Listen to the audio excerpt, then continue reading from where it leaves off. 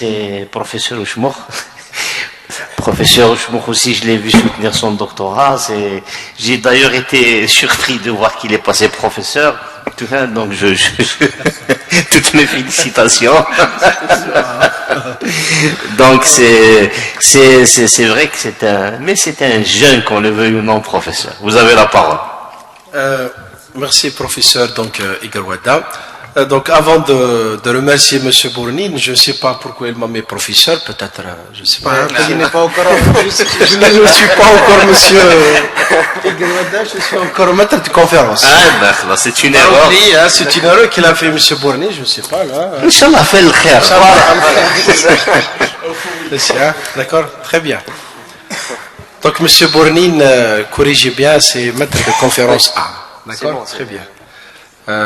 Merci Monsieur le Président. Moi aussi également, c'est un grand honneur que je suis parmi le jury de soutenance d'habilitation universitaire de Monsieur Bournine Lamine. Je vais commencer par une petite phrase pour vous dire que l'université de Bouira a la chance de vous avoir comme étant enseignant au sein de la faculté des sciences de la nature, ULAV. Vous êtes le fruit de l'université de Bijaya. Et l'université de Bouira a pu vous intégrer comme enseignant, chercheur au sein de cette université. Monsieur Bournine, c'est parmi la première promotion de LMD 2014, 2017. Inch'Allah, vous serez maître de conférence A. Donc c'est avec une très grande joie que j'ai expertisé votre dossier d'habilitation universitaire. Mais aussi le polycope, le polycopier de cours que j'ai eu à la faire.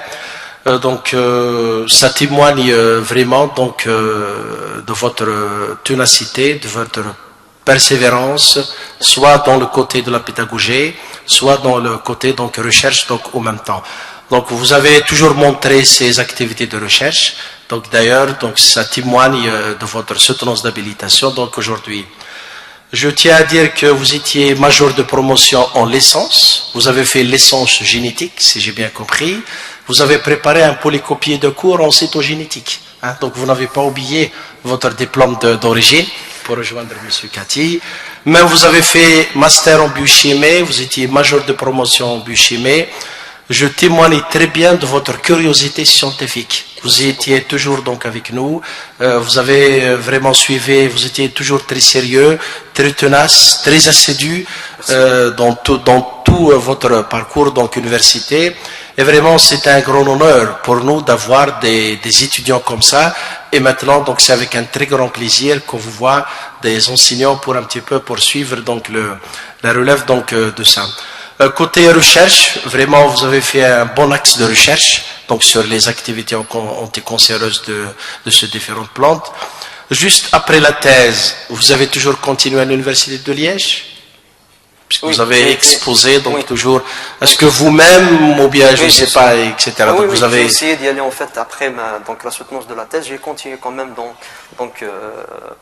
quelques mois à l'université de Liège. De Liège, sur ça. Juste une petite question, puisque vous avez parlé sur l'encadrement de master. Oui. Si j'ai bien compris, si j'ai bien lu, l'activité antioxydante des médicaments anticancéreux? Non, des plantes, non, je ne sais pas, des extraits de plantes. Non, là c'est... Des médicaments, ils sont déjà des médicaments. C'est des médicaments. Pourquoi étudier l'effet antioxydant? C'est pas antioxydant, oxydant. Ah, donc j'ai bien, puisque vous avez lu. Et quelle est l'utilité de voir ça? Justement, Qui sont déjà des médicaments. Oui, mais si on sait bien en fait, la majorité maintenant des médicaments anticancéreux, ils causent des effets secondaires. Parmi les effets secondaires, il y a de l'anémie, il y a ils attaquent beaucoup plus, en fait, il y a chute de cheveux. C'est par rapport à ça, on a essayé de produire un modèle qui me permet en réalité de voir est-ce que réellement, si on parle de l'anémie, est-ce qu'il n'y a pas des cellules qui sont touchées en traitant avec des molécules en clinique, utilisées en clinique. D'accord, donc c'est pour cette raison que vous avez fait ça. Voilà, juste dans les perspectives, j'ai vu encadrement de magistère, je ne pensais pas de magistère, non? Non, c'est l'ancien master, doctorat et magistère. Oui. Donc vous avez encore de magistère à l'université de Bouira? Non, il n'y a pas de magistère. On l'avait écrit, c'est pour cette raison que je tiens donc à le signaler. Alors, juste pour les plantes, maintenant c'est, imaginez c'est-à-dire votre plante, l'extrait-alcaloïdique, a fait une bonne activité anticancéreuse. C'est-à-dire, comment vous allez l'exploiter? Tout à l'heure, vous avez dit les pharmaceutiques. Qu'est-ce que vous allez faire? Des tests in vivo, ou bien doser, sachant qu'il est toxique. À quelle concentration vous allez jouer? Là, au niveau de l'animal, c'est pas la même chose. Hein. Donc, en essayant sur l'animal, donc c'est la DLC compte déjà. Donc, on va essayer déjà avec la molécule, on a déjà donc fait des études in vitro. On n'a pas pu donc en réalité de la breveter, c'est par rapport à ça. Il n'y a pas des études in vivo qui ont été déjà suivies par les tests in vitro. Donc, si on pousse plus donc de réaliser d'autres tests in vivo, là, ça sera vraiment très intéressant sur les souris. Madame Bedjou a parlé tout à l'heure, ce sont des plantes toxiques. Toxiques pourquoi? Est-ce que lorsqu'elles le consomment à grande dose? Voilà, oui. Qu'est-ce qu'elles causent comme étant symptôme de cette toxicité? En général, elles sont hallucinogènes. D'accord. Ma dernière question sur l'ostéopontine. Oui. Vous vous rappelez, donc elle est extracellulaire, elle est membranaire. Non, en fait, osteo, c'est donc cellule osseuse. Oui. Donc pontine, c'est pont. Donc en fait, elle fait le relais entre donc les cellules osseuses et la matrice extracellulaire. Donc elle est, je veux dire, extracellulaire? Elle est extracellulaire. Oui. Parce que vous avez dit c'est une glycoprotéine N liée. Oui, mais elle fait en fait, elle est extracellulaire. Oui. Vous vous rappelez du glycoprotéine N liée? Oui. Pour qu'elle soit glycoprotéine d'une manière générale, soit membranaire, soit liée. C'est pour cette raison que j'ai tenu à poser donc la question. Bon, Monsieur Bournine, je pense même l'exposé oral que vous avez fait, donc c'était un bon exposé oral.